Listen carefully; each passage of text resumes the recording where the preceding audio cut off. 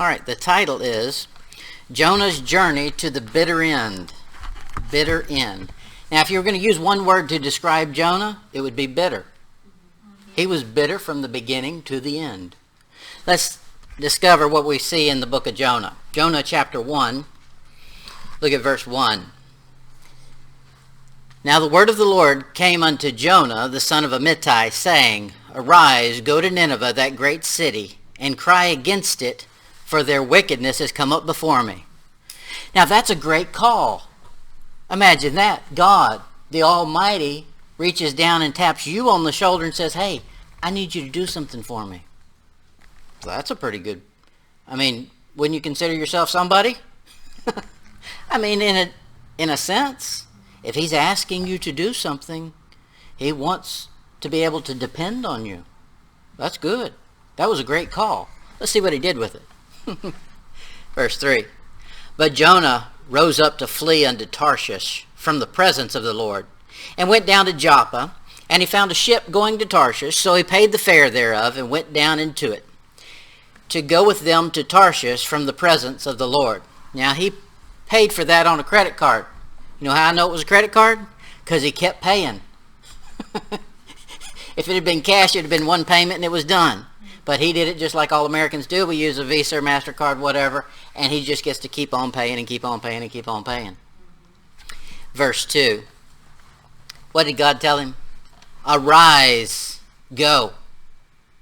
That was what God said. He said, look, I've got a message for you. I've got something for you to go do. Arise and go do it. Get up and go. Now, we should not be running ahead of God. That is very important in this life.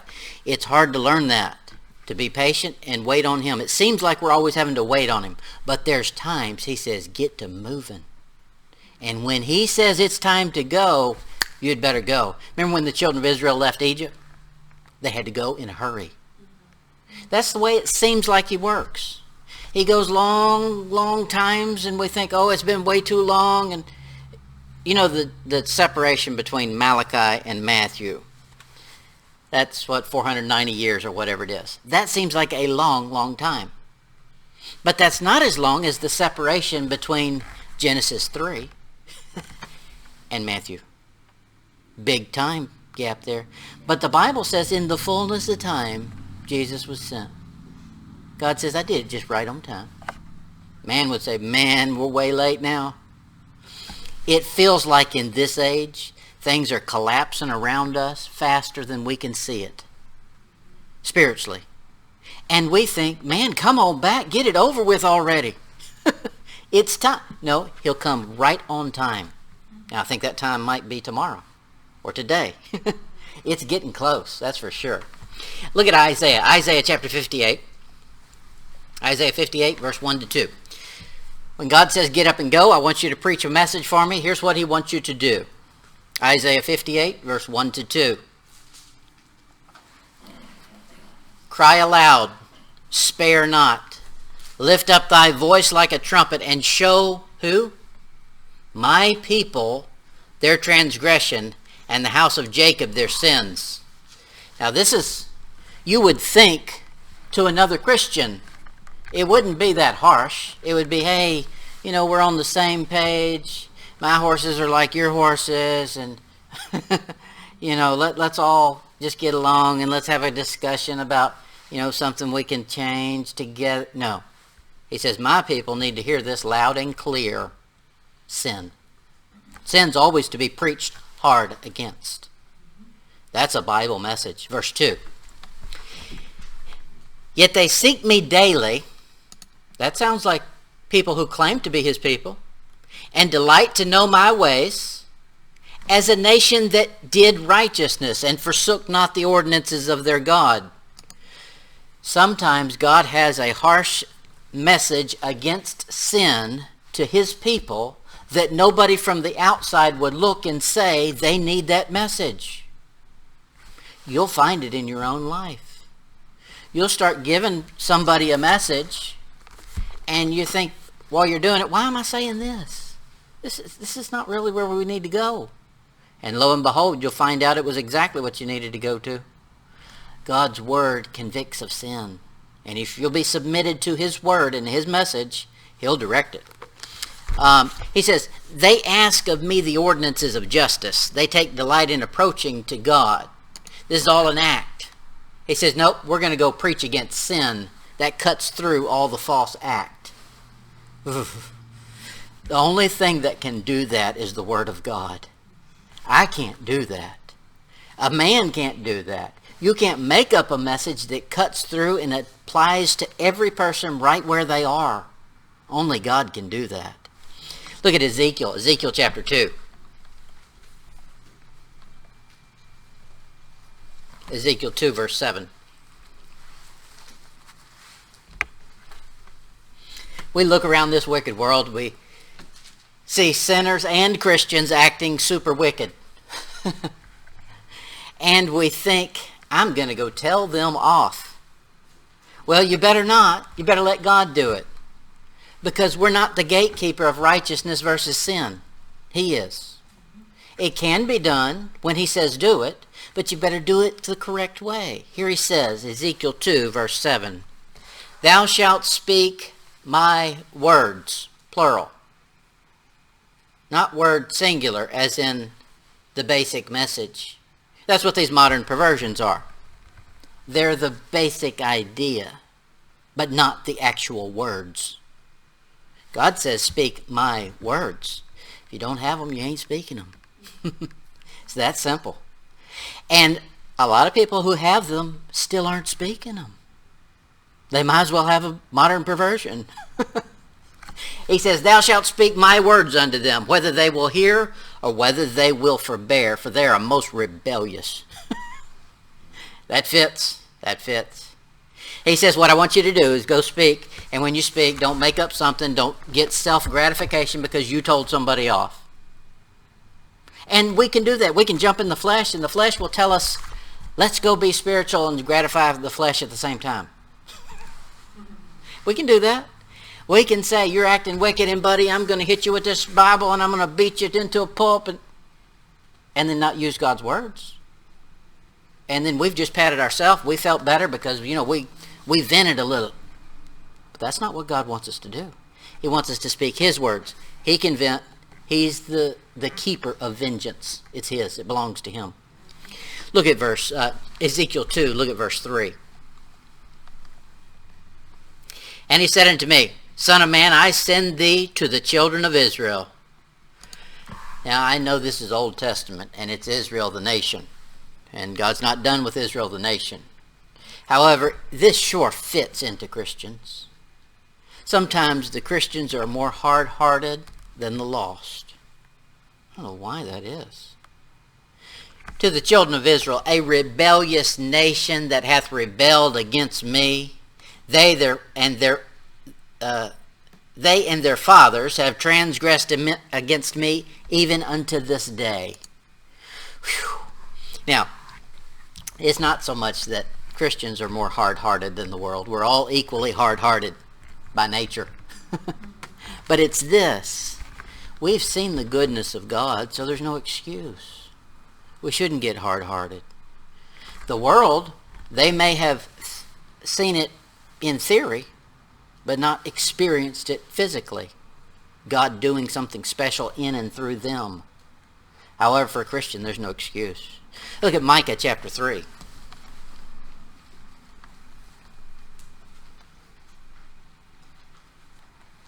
Micah 3, verse 8.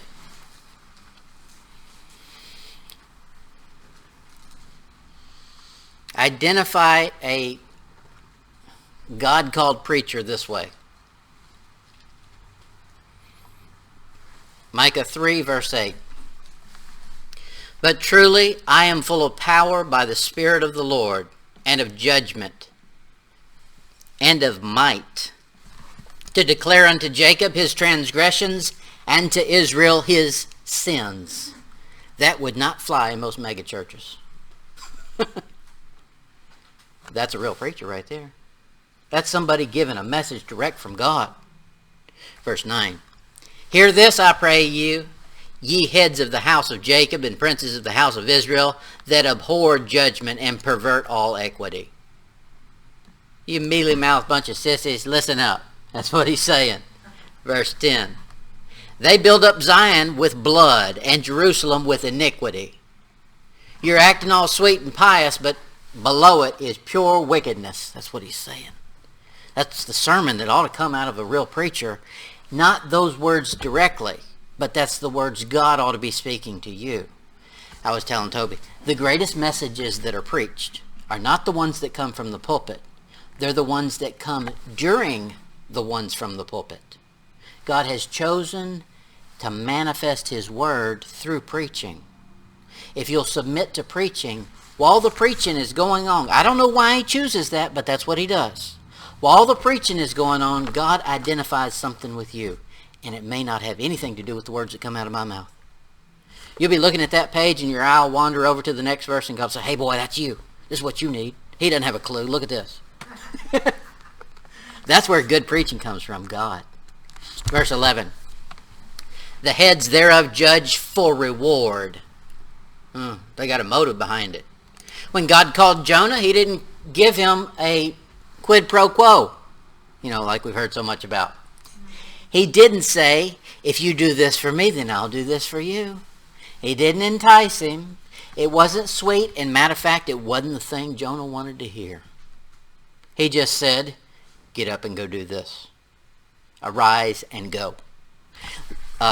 They do this for reward. The priests thereof teach for hire. That is, I'm not going to teach if I don't get something out of it. Well, they've got it backwards. If they would teach something worth it, they would get something out of it. The labor is worthy of his hire. If you'll just labor, Proverbs tells us there's profit in all labor. All. So just get to work. You'll profit. Maybe the profit is don't do that job again. But not only that, the profits thereof divine for money. Get rich quick scheme. Yet will they lean upon the Lord and say, is not the Lord among us? None evil can come upon us. Now they become superstitious. Now, that's a dangerous boat to get in. However, Jonah got in the opposite one. He really had an animosity and hatred for Assyria. That was the capital of Nineveh, or Nineveh was the capital of Assyria. And so because of that, he says, I'm not going to go over there and fake it. Ever been there? I should tell this person the truth from the Word of God, but I'm just not feeling it, so if I say something, it'll be fake. No, that's your flesh. Your flesh is fake. Give the Word of God. The Spirit of God's the only thing that's real. Jonah does the opposite. He says, I'm just not going to do it at all. Well, that's flesh too. We got two types of flesh. The flesh cons us with two arguments. One is, that's not really you. Well, no, the flesh is not me. I'm not going to identify with it. The other one is, if you can't do it sincerely, don't do it. No, the Word of God is not dependent on my sincerity. His Word is more powerful than any of my motives or actions. Now, we want them to both match. However, don't throw one out because the other one doesn't match. Back to Jonah. Jonah 1, look at verse 3. Jonah's going to obey, like most Christians do. Jonah 1, verse 3. But Jonah rose up to flee. Well, he told him to arise and to go. Okay, he's got 2 out of 3 right. But he didn't go where he was supposed to go. He got on a ship heading for Tarshish, jumped in the Joppa Jalopy and hit the hills. Now, this is God. This is the way God works. Notice his great constraint. Jonah 1, verse 4. But the Lord. It doesn't matter what move you make. God's got a counter. Whatever he calls you to, he's already figured out every possible excuse and exit plan you could come up with. And he's put a road sign up right at all of them. U-turn. Road out ahead. Turn around. Dead end. You'll see it. but the Lord. Look at Proverbs chapter 28.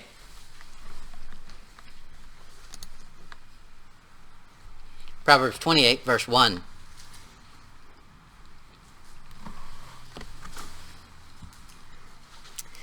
God had already told him to go to Nineveh. He didn't tell him to Nineveh. He didn't tell him to flee to Nineveh, but to go to Nineveh. Jonah decided, no, I'm going to do some going, and my going is some fleeing. Well, I don't like fleas of any kind. In Proverbs 28, verse 1, the wicked flee when no man pursueth, but the righteous are bold as a lion. Now, this is a fact. This is just Proverbs is full of just practical, it'll overwhelm you. Just advice you can use every second of every day. He says right here, the wicked flee when no man pursueth. They do. Wicked people identify themselves by what they run from. If you start quoting Bible and they've got a meeting they got to go to real quick, or they suddenly got a phony phone call, that tells you something. They're wicked. Christian or lost, the same boat. Look at Isaiah 10.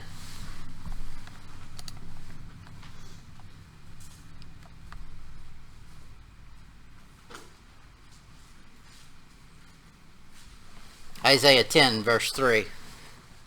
It's just silly of a man to think he can flee. Didn't God make this globe? Where are you going to hide? It's all his. You can't run anywhere. Isaiah 10, verse 3.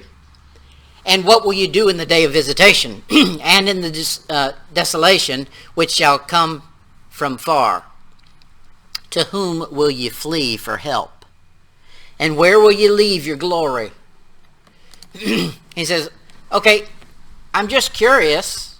I know everything, and I'm above everything, and I can be everywhere at once. My question is, where do you think you're going? It's like, they have those little ant farms that kids can watch how an ant builds their house and digs the tunnel and everything. Well, it's like the ant deciding he's going to go hide. Where can the ant go? You could pick that farm up and turn it any way you want. That's man. There's no place that the workers of iniquity may hide themselves. It's impossible.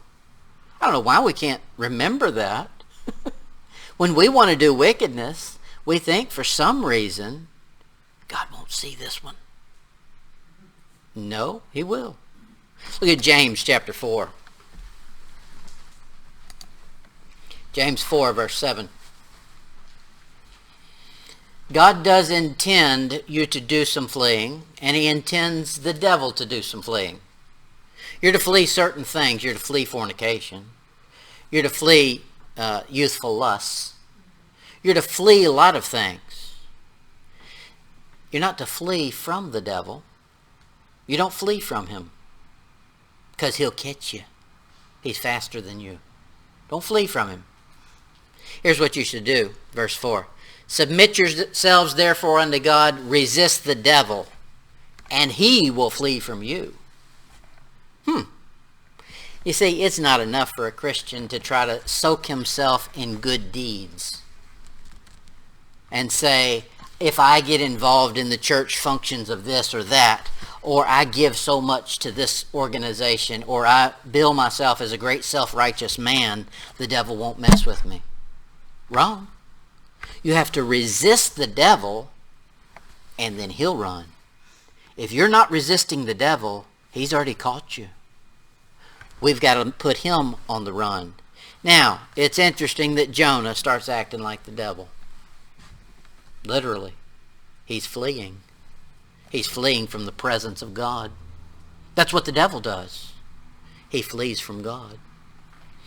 Now, back to Jonah. Where do we leave off? Jonah chapter 1, verse 4. But the Lord sent out a great wind into the sea, and there was a mighty tempest in the sea, so that the ship was like to be broken. Whew, that was mean of God, wasn't it? It wasn't the mariner's fault that Jonah got on board, but they're going to pay for it. That just doesn't seem right, does it? When a Christian gets involved in wickedness, it will contaminate everything he touches. He says in the Bible, not to let a root of bitterness start growing. You know why? He says many people will be defiled by it. That's Jonah. Jonah's been bitter from day one, before day one. And God says, we're going to get rid of that root of bitterness. The way I'm going to do it is you're going to go right to the people you hate, and you're going to preach a message from me. Now, he should have enjoyed the message. 40 days, Nineveh will be destroyed. But he wasn't thinking right. Without a submission to God and his word, you don't have a sound mind. So, for us, the same thing happens. If a root of bitterness starts growing, you yank it out. But you know what happens with weeds? You never get all the root. Before you turn around, that thing has popped back up. And you say, I thought I just weeded that. Here it is again. You yank it out again. Keep yanking that root on out. Roots are hard to get rid of. Proverbs, look at Proverbs chapter 6.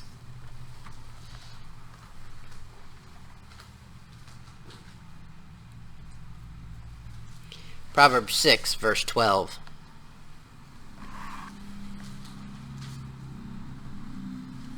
Proverbs 6:12. A naughty person, a wicked man, walketh with a froward mouth. If you can't contain your vocabulary, if you can't speak correctly.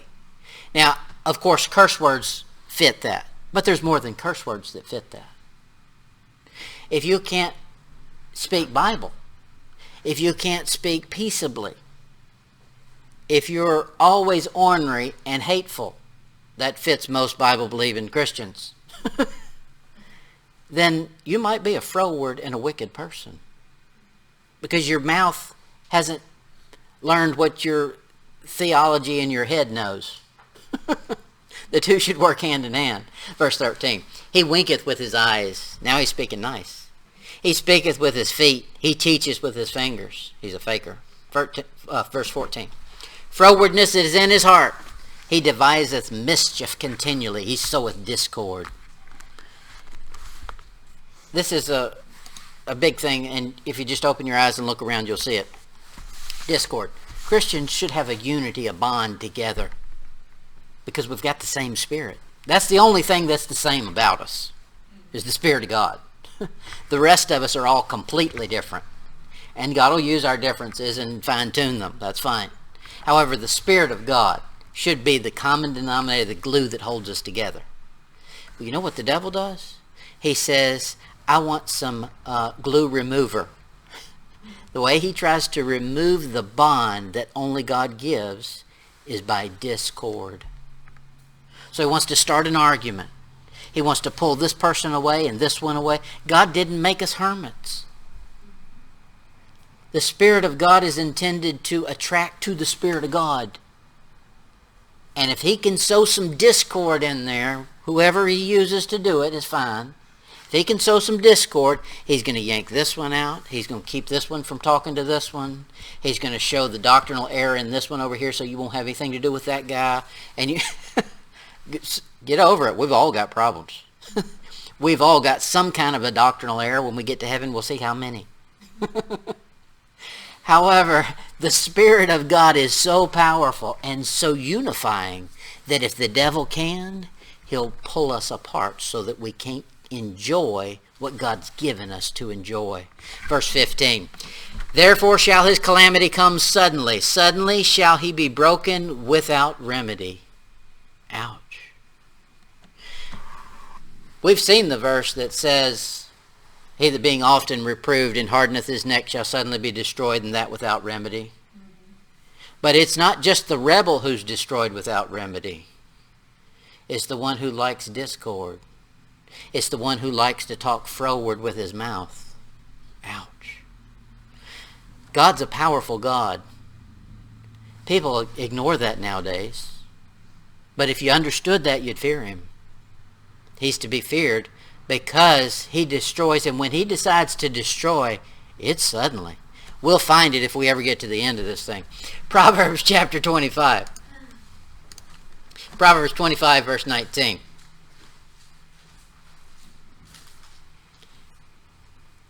This is exactly, if we could take a Polaroid of what's going on with Jonah and God here, we could put this caption on it. Proverbs 25, 19. Confidence in an unfaithful man in a time of trouble is like a broken tooth and a foot out of joint. Here God's got one man he's called. He didn't call any of the other prophets. He didn't pour his spirit on one man and make him all of a sudden have a burden for Nineveh. He didn't even ask Jonah if he had a burden for Nineveh. One man. He should have been able to have confidence in Jonah that he would do what he was told to do. But he's going to be the broken tooth and the foot out of joint. You know, you still eat with a broken tooth. You can still get around. You can hobble around on a broken foot or a foot out of joint. It's just painful. When we resist God, it's painful. We don't realize it, but it is. It doesn't hurt God. You think your transgressions give him a bad day? No, but it sure will you. It will I. Proverbs 25, verse 28. Proverbs 25, 28. He that hath no rule over his own spirit is like a city that is broken down and without walls. Now, this has already been written. This is Solomon. So, Jonah should have known this. He's got access to it, or he should have access to it. So now God shakes up this boat he's on. And he said they were afraid it was like to break. God's telling Jonah something. You don't have control of your own spirit. Whew. Wow. That's a hard message. One of the hardest messages a man will ever learn and keep relearning is to control his own spirit. Self-control. When the flesh says, I want to do this, you have enough sense to say, no, sir. That's a hard lesson to learn. This is not in my notes, so I'm going to be quick about it. 1 Corinthians chapter 1. No, I'm thinking it's 2 Corinthians. 2 Corinthians chapter 1.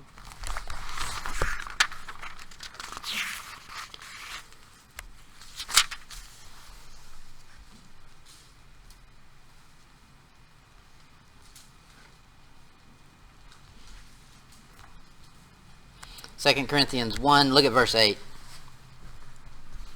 For we would not, brethren, have you ignorant of our trouble which came to us in Asia. Okay, so he's going to tell them about some problems. That we were pressed out of measure. That is, it was more than we could handle. Above strength. I'm not strong enough for this. I'm not some great Christian. Don't be picking on me. Insomuch that we despaired even of life. I can't handle it. Just take me out, God. I'm sick of it. Self-control, verse 9. But we had the sense of death in ourselves, that we should not trust ourselves. He says, we recognized, hey, death is the opposite of what Christ brings. He brings life. So common sense tells me, get off of that train of thought. It's going to derail. Here's a new one. We'd not trust in ourselves, but in God which raiseth the dead. Wow. That's self-control kicking in when it is the hardest to do. Now, Jonah didn't have any self-control. His self said, I hate Nineveh, I'll not go. God says, I'll shake up your little world. Get out there on the water. You want to be separate? I'll get you separate. He got right in the ship. God shook it up real good. These professional mariners, you know, this is what they do for a living. They've seen storms. They're tough men. You talk to some boat captains, the guys that stay out at sea for a long time. They're not all there. They got their own unique personality, and they're rough and tough. And they were scared. They said, this boat's about to fall apart. We're in the middle of nowhere. And going down fast. They said, we got to find out what the problem is. Look at his great avoidance. Jonah 1, verse 6. Jonah 1, verse 6. So the shipmaster came to him and said unto him, what meanest thou, O sleeper? Arise. Here he is down in the boat sleeping. The shipman, the shipmaster, he says, the captain comes down there and says, hey boy, wake up. You know, this is not a massage boat. You feel all that? That means the storm's about to tear this thing up. Get up. You need to be in as much pain as the rest of us are. Now, you know what he told him? The shipmaster comes and says, what meanest thou, O sleeper? Here's our word. Arise.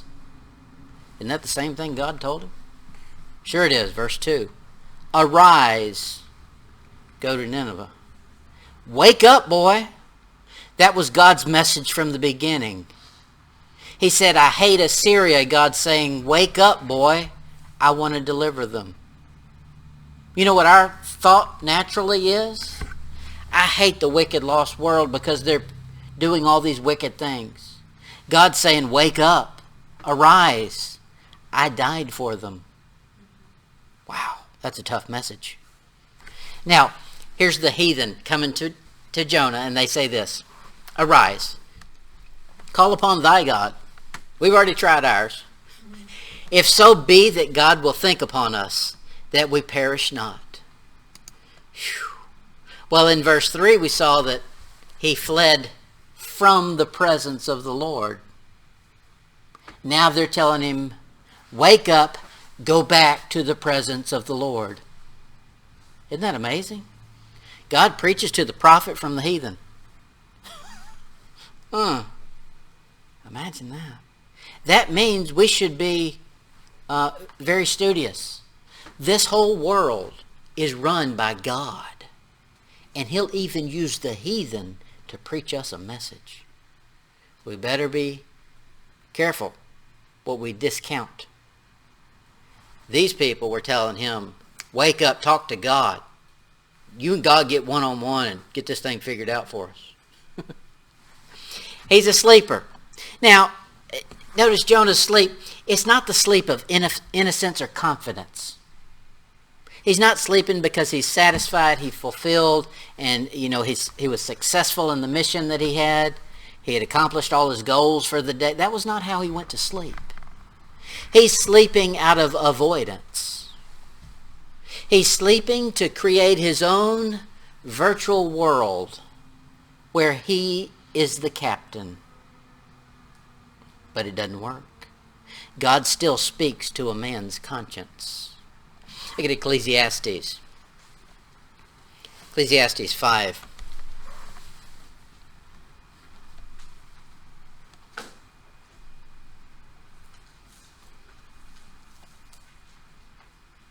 Ecclesiastes 5, verse 7.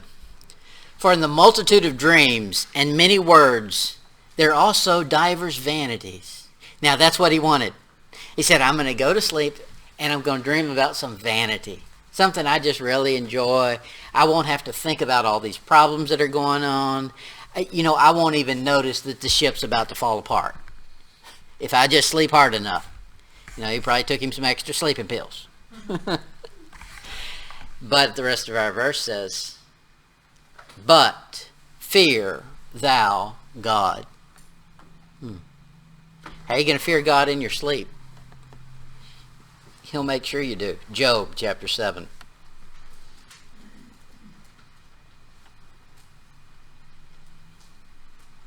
Job chapter 7, verse 12. You can never know what's going on between an individual and God. Because we're good fakers as humans. And especially when it comes to spiritual things. we might be rejecting God or seeking God, and nobody would know it. We might mask that to the world. But when we go to bed and there's nobody around, the world has created this thing where you cannot think anymore. You can't walk into a restaurant. You can't walk into the mall, into a store. There's a million TV screens everywhere. There's all this music blaring. They didn't ask you what kind of music you want to listen to. They're pumping it into you, buddy. You can't think. But when you go to bed, you sleep. Even if you watch the TV until you fall asleep, God will come in the middle of the sleep and say, remember what we were trying to talk about? Here he is, Job 7, verse 12. Am I a sea or a whale? What about them whales? That thou settest a watch over me. When I say my bed shall comfort me, that's what Jonah did. My couch shall ease my complaint. Then thou scarest me with dreams, and terrifiest me through visions. There's no door you can shut on God, even your eyelids. He'll walk right through it. Notice Jonah's great omission. Jonah 1, verse 7.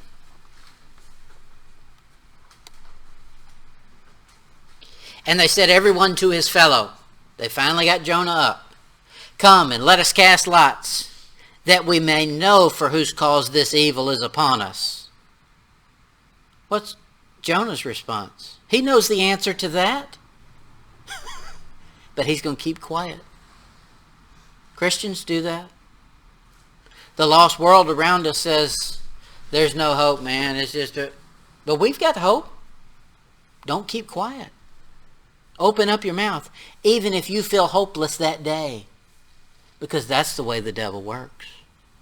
He'll put some instances in your life where you feel like everything's crashing, so that you won't notice the lost sinner that comes along and says, I feel hopeless. You'll think, I'm just like you. I feel hopeless too. No. Even if your emotions have lied to you, don't let that keep you from telling the truth to your neighbor. He says in our verse, they want to know whose cause this is. The end of the first sentence. So they cast lots, and the lot fell upon Jonah. Jonah's hiding from the hiding place he went to. Remember, he got on this ship so he could flee from God and hide. And now he's in the midst of this group of heathens. And then he went down below deck. I mean, he separated himself as far as he can get. They finally say, okay, we've got to get an answer on this thing. They get up there. He's still not saying a word. He's got the answer the whole time. His great exaggeration. Verse 9. Jonah 1:9. And he said unto them, I am a Hebrew. Okay, you found me. I'm busted. I understand it. The lot got my name. Let me tell you something. I'm a Hebrew. And I fear the Lord, the God of heaven. Really? You're so afraid of him you think you can run from him? What a liar. An exaggerator. Great consumption, verse 17. Great consumption.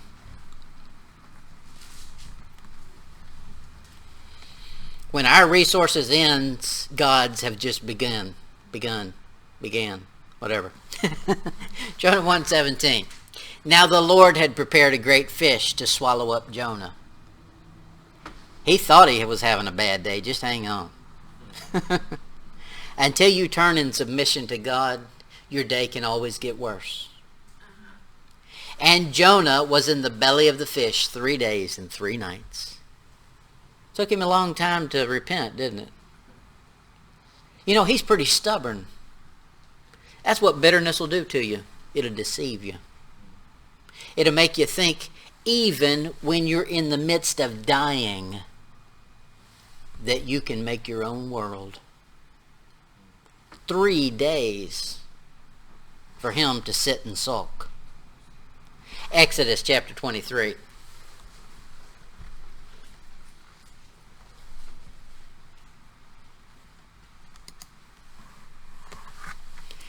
Exodus 23, verse 20.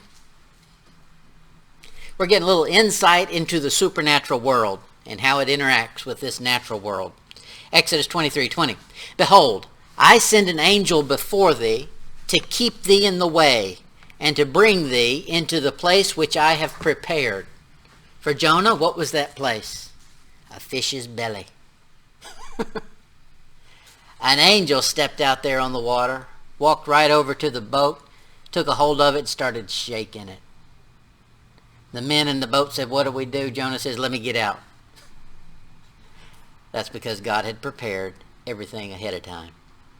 Proverbs chapter 19. Proverbs 19:29.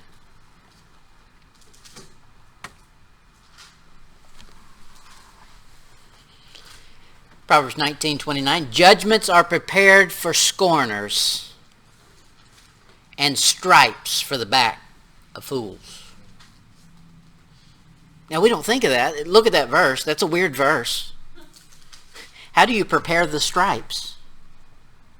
You could smack somebody and produce a stripe, but this says, before you smack them, I prepared the stripe. God's way more in control than we think about. He's already done some preparation we got no clue of. Look at chapter 21, verse 31. When man gets into preparation mode, you know, they had these Y2K scare. And those people are called preppers. What do they call them? Doomsday preppers. Really? Man has never been good at preparing. It doesn't matter how much you prepare. I was just thinking about this the other day. It seems like the more you can grow your bank account, the more you can prepare on a natural basis for life, the greater life attacks you. It's almost better off not to prepare. Now, I don't mean it that way. I mean not to prepare in the flesh. Ask God what your preparations are supposed to be. If God says prepare something, no world can take it. But if the flesh just says prepare, do this, the world will come get it. It's not yours. Proverbs, where am I? Proverbs 21, verse 31. The horse is prepared against the day of battle. I'm doing it again. I'm enjoying this Bible, so I just keep talking about it. The horse is prepared against the day of battle. That's what man does. And you think about it, that's quite a job. If you can get a horse to not be skittish in battle. Have you ever ridden a horse? They're very skittish. They are scared to death of a snake. They're scared to death of a little stream. Yeah. And here he says, these guys have decided horses, they're a good thing to take into battle. Really? But they were, because they had desensitized them, trained them up. That's man's preparation. Look how God handles it. But safety is of the Lord. Remember Balaam's donkey? Now, I don't know why we think that as Christians we still can control this physical. But it's easy to do. Because we live every day in this physical. When we wake up and look in the mirror, we don't see Jesus looking back at us. We see that flesh. So our day begins with flesh, ends with flesh. And if we're not careful, our thoughts start running flesh. That's just the way it is. As long as we got this body and we're walking around on this earth, we got to be fighting that thing. Safety's of the Lord. This flesh can't prepare nothing. Let the great preparer do some prepping. 1 Corinthians 2. 1 Corinthians 2, verse 9. Most of the message has been negative. I don't know why. I guess just because it's Bible. 1 Corinthians 2, verse 9, we'll see something positive. Sometimes it takes a whale to get us to the palace. 1 Corinthians 2, 9. But as it is written, eye hath not seen, nor ear heard, neither hath entered into the heart of man the things which God hath prepared for them that love him. He can prepare a well, or he can prepare some great rewards. It's up to us. For Jonah, bitterness was just about his doing in. He just about didn't make it. Notice his great request, chapter 2. Jonah chapter 2. I have gone forever today. We're going to have to cut this off at some point. Jonah's great request. Jonah 2, verse 1. Then Jonah prayed unto the Lord his God out of the fish's belly, and said, I cried by reason of mine affliction. Still bitter. Didn't say I deserve this. Mine affliction unto the Lord, and he heard me. Out of the belly of hell cried I, and thou heardest my voice. For thou hadst cast me into the deep, in the midst of the sea, and the floods compassed me about all. Now it starts getting good. Thy billows, not Mother Nature's, and thy waves passed over me. So now he needs some help from God. Yes, he does. He's recognized God's behind it all. It took him a little while. 3 days and 2 verses. Look at verse 4. Then I said, I am cast out of thy sight. Wasn't that what you wanted? That's how this whole thing started. I'm going to flee from the presence of God. Now God just starts enacting some things he's already prepared. And Jonah says, uh-oh, I don't want to be out of God's presence. I need some safety. Isn't that us? We want whatever the flesh wants. Then the second we start enjoying whatever the flesh said we could have, we suddenly realize, this is not very safe. God, get down here and help me. Here's where Jonah is. Look at chapter 2, verse 8. They that observe lying vanities forsake their own mercy. Great forgiveness is from God. Man probably won't forgive you. You know, he might try to ignore your problems, but he can't give you real forgiveness. God can. He says, they that observe lying vanities forsake their own mercy. God's got some mercy for man. And he's got your name on it. Notice our verse. Their own mercy. Imagine that. Up in heaven is a room full of mercy. And on the door it's got your name.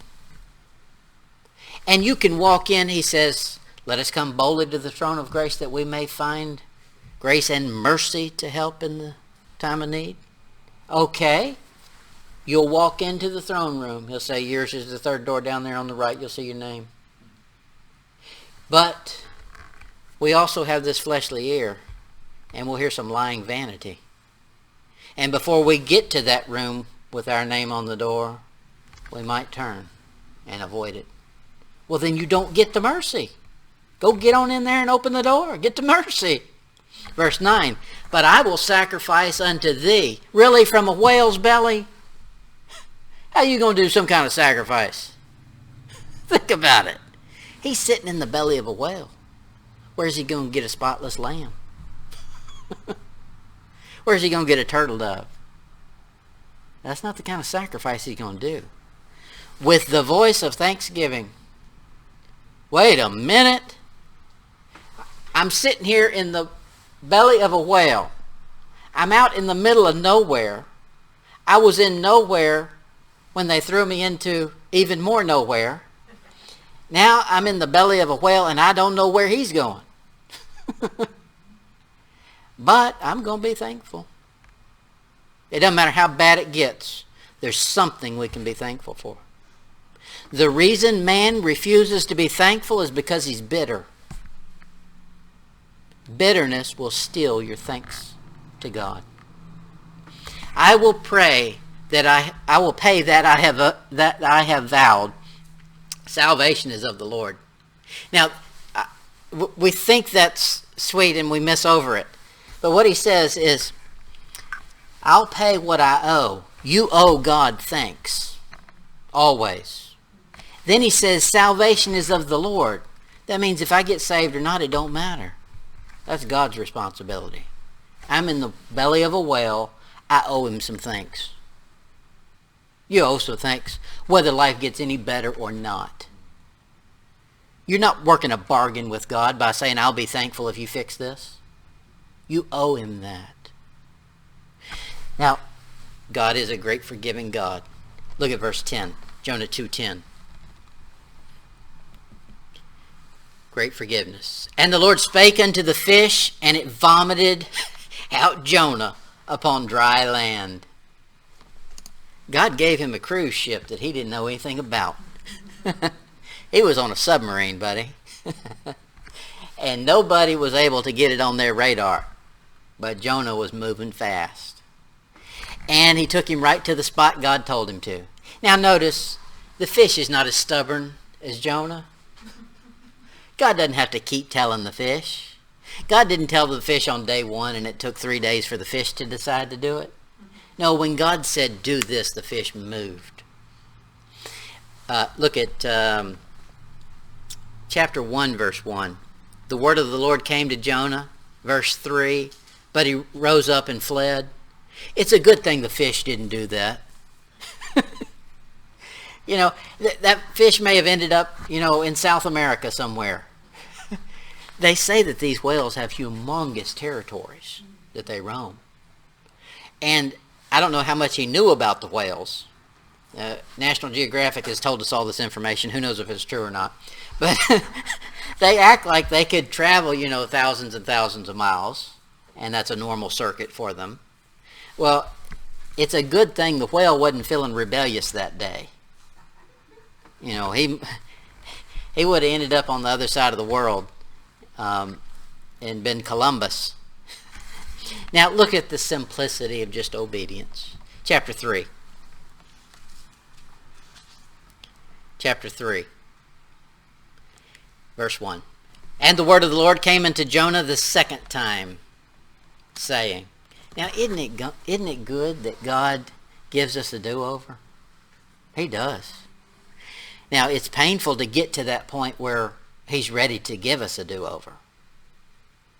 The belly of a whale is not a fun place to be. But that was the prerequisite to getting the second command. The second call comes after the belly of the whale. Here he says, verse 2, same message. We're going to pick up where we left off. Arise, go unto Nineveh. Nothing changed. I know you're filthy right now, and that acid from the belly of the whale has probably marked you, and you probably smell right now, and no man is going to enjoy, nobody's going to ask you over for dinner. You're going to look like something the whale had for dinner. But I've got the same message. As Christians, our job, if God calls us to something, it's our job to do it, regardless of how we feel or look. And we're going to do it. We may rebel against it, but we're still going to do it eventually. Now, we can choose to do it at God's bidding, or we can go through the whale school, whale institute. Jonah had a master's degree by the time he gets to Nineveh. He says, verse 3, so Jonah arose and went to Nineveh, finally, according to the word of the Lord. Now Nineveh was an exceeding great city of 3 days' journey. He's sick of seeing 3 days.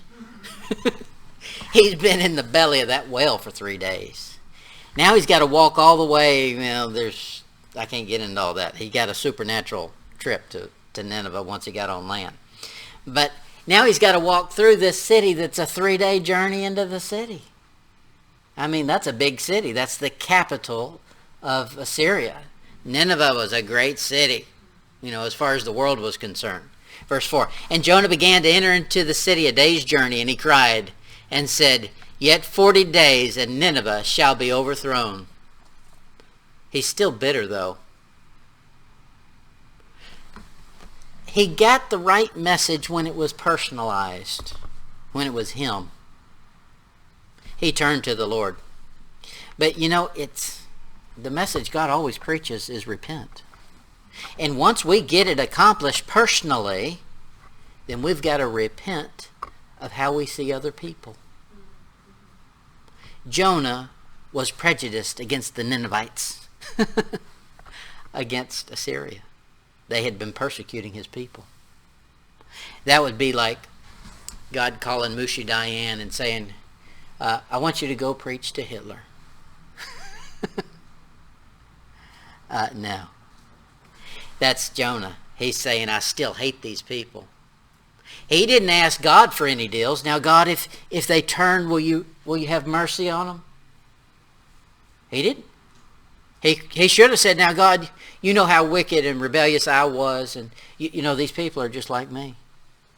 You had mercy on me. Will you please have mercy on these people? He wasn't an intercessor. He didn't care about anybody else. He turned to God, but he turned feignedly. He just turned halfway. Just enough to get me out of hot water. Out of fat fish. Jonah couldn't remember he had had mercy. And so when God finally had mercy on these people, Jonah reverted back to old Jonah. He's bitter again. Right to the bitter end. That's why bitterness is so bad. That root will spring up when you least suspect it. After Jonah's own personal revival, the root sprung right back up. He should have yanked that thing out with a quickness. But he didn't, all the way to the end. Now, I've got a quick conclusion and then we're done. You're saying, I hope. 2 Kings 19. 2 Kings 19.